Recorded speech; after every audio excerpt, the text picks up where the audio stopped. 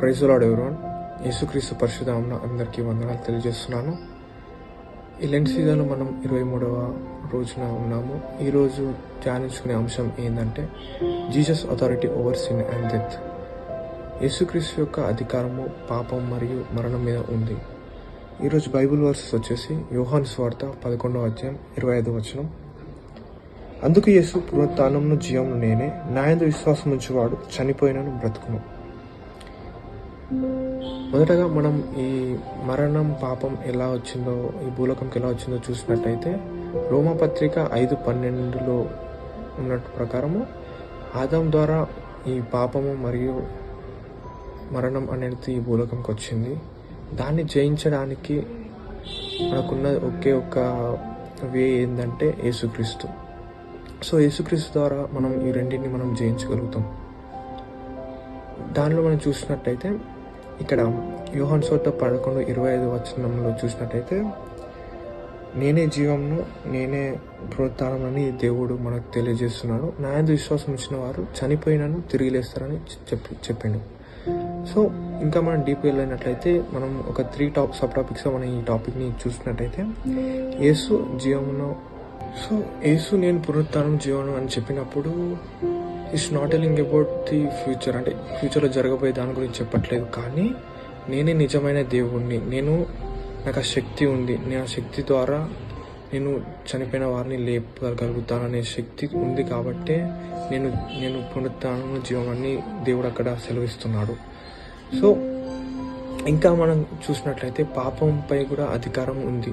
రోమపత్రిక 6:23, అలాగే 1 యోహాను 2:2, అలాగే రోమా 8:1 ప్రకారం చూసినట్లయితే దేవునికి ఆ పాపము మరణం మీద అధికారం ఉందని మనం తెలియజేసుకోవచ్చు. ఇంకా దేవుడు ఆ శిలువలో మరణించి ఆ రక్తాన్ని చిందించిండు కాబట్టే మనకు ఆ పాపాల నుంచి మనకు విముక్తి వచ్చింది. అంటే దేవుడు అక్కడ మనల్ని రక్షించుకోవడానికి తన ప్రాణాన్ని ఆ శిలువలో మన కొరకు బలిచ్చాడు, మన కొరకు మరణించాడు. సో ఆ రక్తం ద్వారా మనకు పాపం నుండి మనకు విముక్తి వచ్చింది. అండ్ మరణంపై విజయము, దేవునికి మరణంపై విజయం ఉంది. మనము బైబిల్లో చూసినట్లయితే లాజరస్ చనిపోయిన 3 రోజుల తర్వాత దేవుడు వచ్చి తనను ఆ సమాధి నుంచి తిరిగి లేపుతాడు. కానీ ఆఫ్టర్ దట్ కూడా లాజరస్ తను చనిపోతాడు.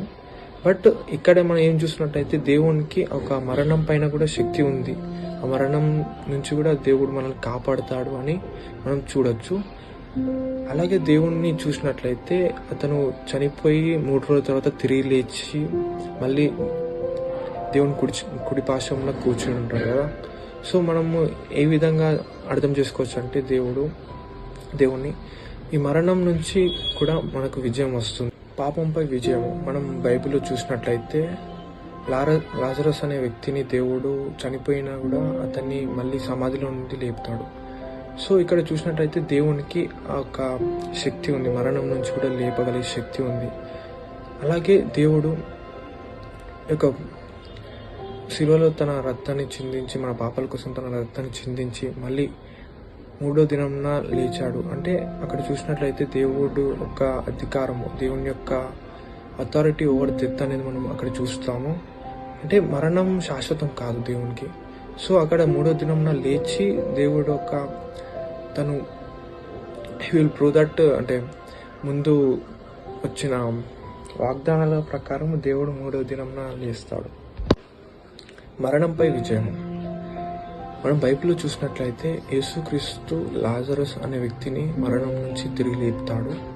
బట్ ఆయన మళ్ళీ తిరిగి మరణిస్తాడు. కానీ యేసుక్రీస్తు పునరుత్థానం శాశ్వతమైనది. అంటే తను మరణించి 3వ దినాన తిరిగి లేస్తాడు. ఇక్కడ మనం చూసినట్టయితే 1 కొరింథీ 15:54-57 ప్రకారము యేసు మరణంపై విజయం పొందుతాడని మనం చూస్తాము. అంటే యేసుక్రీస్తుకి మరణంపై కూడా విజయం ఉంది. అండ్ తను మళ్ళీ తిరిగి లేచి మళ్ళీ తండ్రి కుడి పార్శ్వంలో కూర్చుని ఉంటాడని మనం చూస్తాము. అంటే ఇక్కడ చూసినట్టయితే మనం దేవుని యందు విశ్వాసం ఉంచి దేవునితో నడిచినట్లయితే మనకు మరణంపై కూడా అధికారం ఉంటుంది. సో చివరిగా మనం పరీక్షించుకుందాం. అంటే దేవుని యందు మనం విశ్వాసం ఉంచుతున్నామా? అసలు దేవుణ్ణి మనం నిజరక్షకునిగా ఎంచుకున్నామా అని మనము పరీక్షించుకుంటే, అంటే ఈ లెంట్ సీజన్లో ఈ లెంట్ అనేది మనం పరీక్షించుకునే సమయం అని అనుకోవచ్చు. అంటే మనం ఒకసారి మనది మనం పరీక్షించుకొని, అంటే దేవుని విశ్వాసం ఉంచుతున్నామా అసలు. చివరిగా యేసు క్రీస్తు ద్వారానే మనకు నిత్య జీవం వస్తుంది. సో ఆయన విశ్వాసం ఉంచి ఉంటే మనము చనిపోయిన తర్వాత కూడా మనము దేవుని ఎటర్నల్ లైఫ్లో మనం ఉంటాము. సో ఒకసారి మనం పరీక్షించుకుందాం. అంటే ఈ లెంట్ సీజన్లో మనము అంటే దేవునికి దగ్గరగా జీవిస్తున్నామా, వారు దేవుని యందు విశ్వాసం నుంచి నడుస్తున్నామా అని చూసుకుందాం. Thank you.